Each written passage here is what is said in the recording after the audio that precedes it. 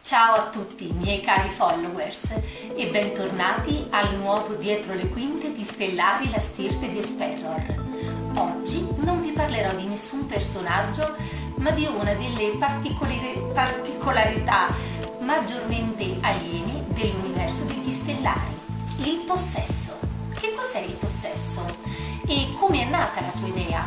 Beh, innanzitutto quello che devo dirvi è che ogni scrittore, per scrivere qualsiasi cosa voglia all'interno del proprio romanzo, attinge dalle proprie esperienze, dalle persone che ha conosciuto, dalle proprie convinzioni personali, indipendentemente che poi nel tempo possa cambiare idea su alcune cose.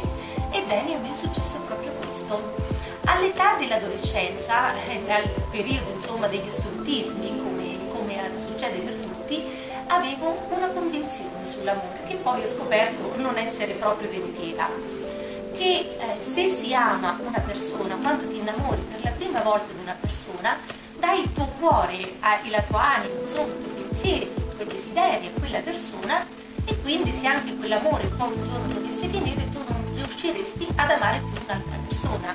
Oggi mi rendo conto di quanto fosse così un po' infantile e acerbo quel mio modo di pensare, però visto che Stellari ha avuto una gestazione molto lunga e la prima stesura è iniziata nell'età dell'adolescenza, questo tipo di amore così esclusivo, così possessivo, insomma, si è fatto strada nel romanzo fin dal suo embrione.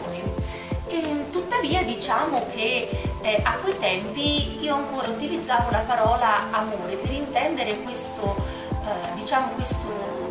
sentimento così assoluto che tu vuoi solo e solamente stare con la persona scelta a fianco a te, indipendentemente se quella persona ti voglia oppure no. E questa è l'idea di possesso.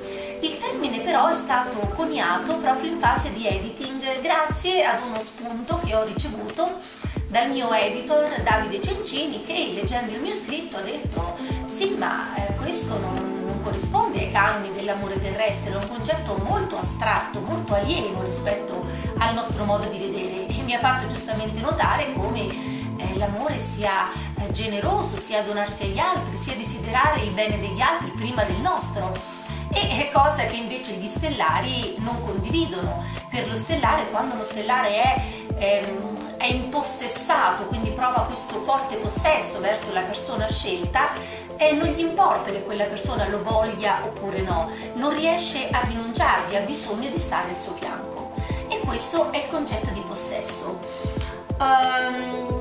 Nel prologo del primo romanzo, già edito da You Can Print e acquistabile sui maggiori store online e anche sul mio sito www.stellarifantasy.it a un prezzo di favore e con la mia dedica personale, ho messo in campo di due personaggi. Uno è il protagonista Rosiel e una signora, diciamo che non vi svelo chi è perché così vi leggete il prologo, che si chiama Vanela. E Vanela disse a Rosiel che lui provava un possesso talmente forte, talmente sfrenato verso la sua donna, che avrebbe preferito vederla soffrire orribilmente piuttosto che toglierle la vita con un atto caritatevole. Ebbene, questo è proprio il significato del termine possesso per gli stellari, un amore alienante che toglie il senno.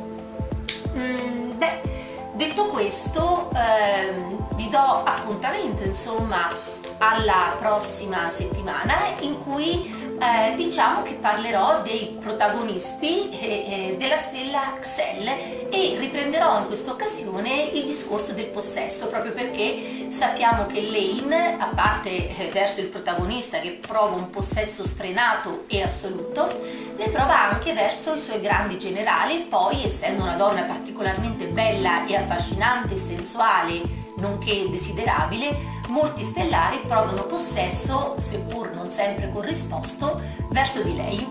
Bene, anche per questa volta è tutto, vi saluto e vi do appuntamento alla prossima settimana. Grazie per avermi seguito. Se il video vi è piaciuto, mettete la campanellina, il promemoria, e ci vediamo la prossima settimana.